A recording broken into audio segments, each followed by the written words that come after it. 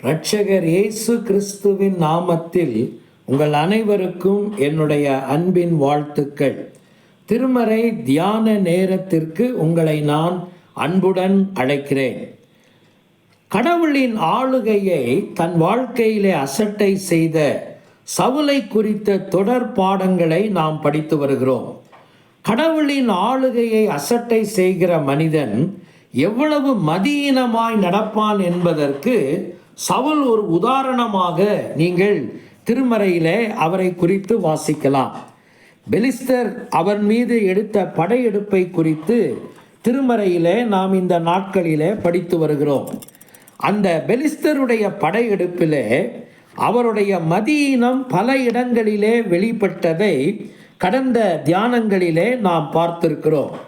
விசேஷமாக கடந்த தியானத்திலே நாம் அவருடைய வாழ்வில் இருந்தும் சில எச்சரிப்பான பாடங்களை நாம் படித்து கொண்டோம் என்பதை நீங்கள் அறிந்திருக்கிறீர்கள். அடுத்து சவுல் செய்த ஒரு மதியீனமான காரியத்தை குறித்து 13ஆம் அதிகாரத்திலே தொடர்ந்து நீங்கள் வாசிக்கலாம். எங்கே வாசிக்கிறோம்? 16வது வசனத்தில் இருந்து கடைசி வசனம் வரைக்கும் உள்ள வேத பகுதியை நீங்கள் படிப்பீர்களானால் அங்கே நாம் வாசிக்கிற ஒரு காரியம் என்ன தெரியுமா?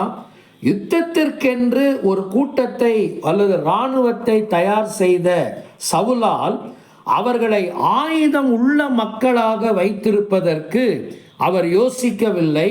அவர் அதை குறித்து திட்டமிடவில்லை. நீங்கள் 22வது வசனத்தை படிப்பீர்களானால் யுத்த நாள் வந்தபோது சவுலின் கையிலும் யோனத்தான் கையிலும் தவிர வேறு யார் கையிலும் ஆயுதங்கள் இல்லாமல் இருந்தது என்று நீங்கள் வாசிக்கலாம். இது எவ்வளவு வெட்கக்கேடான காரியம் அல்லவா? ஒரு அரசன் என்று ஆன பிறகு 2 ஆண்டுகளை முடித்துவிட்ட பிறகும் கூட இன்னும் தன்னுடைய இராணுவத்திற்கோ அல்லது தன்னை பின்பற்றி வருகிற யுத்த மனிதருக்கோ ஆயுதங்கள் இருக்கிறதா இல்லையா என்பதை குறித்து கூட கவலை இல்லாத ஒரு மனிதனாக, அதை குறித்து யோசிக்காத மனிதராக சவுல் இருந்திருக்கிறார் என்றால் அது மிக வேதனையான ஒரு காரியம். ஆனால் இப்படி இவர்களை ஆயுதங்கள் இல்லாமல் ஆக்கினது பெலிஸ்தருடைய ஒரு நீண்டகால திட்டம் என்பதை 16வது வசனத்திலிருந்து கீழே நீங்கள் வாசிக்கலாம். ஒரு வேத ஆராய்ச்சியாளர் சொல்லும்போது குறைந்தபட்சம் ஒரு 20 ஆண்டுகளுக்கு மேலாக பெலிஸ்தர் இந்த திட்டத்தை தீட்டி ஒருவர் கையிலும் ஆயுதங்கள் இருக்கக்கூடாது என்பதிலே அவர்கள் கவனமாக இருந்திருக்கிறார்கள். நீங்கள் அதை கீழே இருக்கிற வசனங்களிலே நீங்கள் வாசிக்கலாம். 19வது வசனம் தெளிவாக சொல்லுகிறது, எபிரேயர் பட்டயங்களையாகிலும் ஈட்டிகளையாகிலும் உண்டு பண்ணாதபடிக்கு பார்த்து கொள்ள வேண்டும் என்று அவர்கள் சொல்லி இருந்தபடியால் இஸ்ரவேல் தேசத்தில் எங்கும் ஒரு கொல்லன் அகப்படவில்லை. அப்படியானால் அந்த தொழிலையே நசுங்கி போகும்படி அவர்கள் சதித்திட்டம் செய்து அவர்களை ஆயுதங்கள் இல்லாத மக்களாக மாற்றியிருந்தார்கள். கீழே இருக்கிற வசனங்கள் என்ன சொல்லுகிறது? அன்றாட வாழ்க்கைக்கும் உழைப்புக்கும் தேவையான சில சிறு ஆயுதங்கள் மட்டுமே அவர்களிடத்தில் இருந்தது. அதை தீட்டுவதற்கு கூட அவர்கள் பெலிஸ்தருடைய தயவைத்தான் நாட வேண்டி இருந்தது என்பதை பிந்தின வசனங்களிலே நீங்கள் வாசிக்கலாம். இது எவ்வளவு முட்டாள்தனமான காரியம் அல்லவா?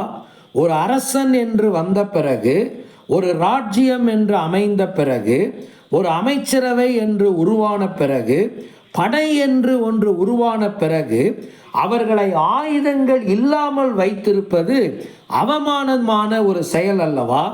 ஒருவேளை கடவுள் ஆயுதத்தினாலோ ஆள் பலத்தினாலோ வெற்றியை கொடுக்கிறவர் அல்ல என்பது நிஜமானாலும் ஆயுதங்களை வைத்திருக்க வேண்டியது ஒரு அரசனுக்கு அழகல்லவா? குதிரை யுத்த நாளுக்கென்று ஆயத்தமாக்கப்படும், ஜெயமோ கர்த்தரால் வரும். ஆயத்தம் ஆக வேண்டியது ஒரு அரசனின் கடமை அல்லவா? அதிலே எவ்வளவு மதியீனமாய் சவுல் நடந்திருக்கிறார் என்பதை நீங்கள் பார்க்கலாம். 22வது வசனத்திலே வாசிக்கிறோம், அவனுக்கும் அவன் குமாரனுக்கும் தவிர வேறு ஒருவருக்கும் ஆயுதங்கள் இல்லை. மக்கள் அவனை விட்டு சிதறி போனதற்கு இதுவும் ஒரு காரணமாக ஒருவேளை இருந்திருக்கலாம். இறை மக்களை நிராயுதபாணிகள் ஆக்குவதுதான் எப்பொழுதுமே சாத்தானுடைய திட்டமாகும். இன்றைக்கு நமக்கும் கூட இது பொருந்தும். நாமும் கூட கடவுள் நமக்கு அளித்திருக்கும் ஆயுதங்களை நாம் தரித்து கொள்ளாமல் இருப்பதிலே சாத்தான் மிக கவனமாய் இருப்பான் என்பதை நீங்கள் ஒருபோதும் மறந்துவிடக்கூடாது. புதிய ஏற்பாட்டின் காலத்தில் ஆயுதமா என்று நீங்கள் கேட்கலாம். ஆம், நமக்குரிய ஆவிக்குரிய ஆயுதங்கள் உண்டு. அதைத்தான் பவுல் சர்வாயுத வர்க்கம் என்று அழைக்கிறார். எபேசியர் 6ஆம் அதிகாரம் 10வது வசனத்திலிருந்து நீங்கள் பார்ப்பீர்களானால், ஒவ்வொரு மனிதனும் சாத்தானை எதிர்த்து நிற்கிற போர்க்களத்திலே அவன் சர்வாயுத வர்க்கமாகிய ஆயுதங்களை உடையவனாக இருக்க வேண்டும். சர்வாயுத வர்க்கம் என்றால் அர்த்தம் என்ன? சகல விதமான ஆயுத வர்க்கங்கள். பவுல் சொல்லுகிறாரே, சத்தியம் என்னும் அரைக்கச்சை, நீதி என்னும் மார்க்கவசம், வேத வசனம் என்கிற பட்டயம், ஆயத்தம் என்கிற பாதரட்சை, விசுவாசம் என்னும் கேடகம், இரட்சண்யம் என்னும் தலைசீரா என்று அவர் தொடர்ந்து சொல்லிக்கொண்டே போவதை நீங்கள் கவனிக்கலாம். 1 தெசலோனிக்கேயர் நிருபத்திலும் கூட பவுல் அதை மறுபடியும் தெளிவுபடுத்துவதை நீங்கள் கவனிக்கலாம். 5வது வசனத்திலே நீங்கள் வாசிக்கலாம். 5வது வசனத்தில் இருந்து 5ஆம் அதிகாரத்திலே நீங்கள் தொடர்ந்து வாசிப்பீர்களானால், பகலுக்குரியவர்களாகிய நாமோ தெளிந்தவர்களாயிருந்து விசுவாசம், அன்பு என்னும் மார்க்கவசத்தையும் ரட்சிப்பின் நம்பிக்கை என்னும் தலைசீராவையும் தரித்து கொண்டிருக்க கடவோம் என்று 8வது வசனத்திலே அந்த தொடரை அவர் முடிப்பதை நீங்கள் கவனிக்கலாம். இறை மக்களே, சாத்தானுடைய மிகப்பெரிய திட்டம் என்னவென்றால் உங்களை நிராயுதபாணி ஆக்குவதுதான். இறை மக்களை ஒரு நிஜமான போருக்கு ஆயுதங்கள் அற்ற நிலையிலே வைத்திருப்பதற்கு சவுலையும் எதிரிகள் பயன்படுத்தி கொண்டார்கள். அதை குறித்த உணர்வே இல்லாமல் சவுல் வாழ்ந்திருக்கிறார் என்பது வருந்தத்தக்கது. இன்றைக்கு நீங்கள் உங்களை ஆராய்ந்து பார்க்க வேண்டும். நான் என்னை ஆராய்ந்து பார்க்க வேண்டும். கடவுள் நான் வாழ்கிற வாழ்க்கைக்காக எனக்கு இருக்கிற ஒரு இருளான யுத்த களத்திலே, சாத்தானுக்கு எதிராய் போராடுகிற போராட்டத்திலே கடவுள் எனக்கு அளித்திருக்கும் சர்வாயுத வர்க்கத்தை நான் தரித்திருக்கிறேனா?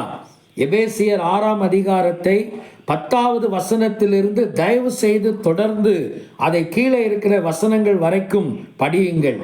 ஆண்டவர் அளித்திருக்கும் இந்த ஆயுத வர்க்கங்கள் பாதுகாப்புக்குரியதும் ஆகும், அதே நேரத்தில் எதிர்த்து போராடுவதற்கும் உரியதாகும். அங்கே காக்கும் ஆயுதங்களும் உண்டு, தாக்கும் ஆயுதங்களும் உண்டு. இப்படிப்பட்ட ஆவிக்குரிய ஆயுதங்கள் இல்லாவிட்டால் நீங்கள் ஒருபோதும் சாத்தானை அவனுக்குரிய போர்க்களத்திலே மேற்கொள்ள முடியாது. நீங்கள் தோல்வியைத்தான் சந்திப்பீர்கள். சவுல் நமக்கு சொல்லிக் கொடுக்கிற ஒரு கசப்பான பாடம் என்னவென்றால், இறை மக்களை நிராயுதபாணிகளாக வைத்திருந்ததில் இவருக்கு இருந்த பங்கு, அதை குறித்து உணர்வற்ற நிலையோடு அவர் வாழ்ந்ததுதான். ஆண்டவரிடத்தில் இந்த காலை நேரத்தில் நாம் கெஞ்சுவோம். ஆண்டவரே, நானும் கூட உம்முடைய ஆளுகையை ஏற்றுக்கொள்ளும் மனிதனாய் இருக்கிற பட்சத்தில் எனக்குரிய ஆவிக்குரிய ஆயுதங்களை நான் தரித்திருப்பதிலும் அதை செயல்படுத்துவதிலும் எப்பொழுதும் தெளிந்தவனாயும் ஆயத்தம் உள்ளவனாயும் என்னையும் என் குடும்பத்தையும் வைத்து கொள்ளும் என்று நாம் மன்றாடுவோம். மதம் சார்ந்த கிறிஸ்தவர்களாய் இருக்காதீர்கள். நீங்கள் உறவுகள் சார்ந்த போர் வீரராய் கடவுளுக்கென்று முன்னணியில் நிற்கிற ஜெய வீரர்களாய் இருப்பதற்கு உங்களை அர்ப்பணியுங்கள். கடவுள் தாமே இப்படிப்பட்ட கிருபையில நம் ஒவ்வொருவரையும் தாங்கி வழி நடத்துவாராக. ஆமென்.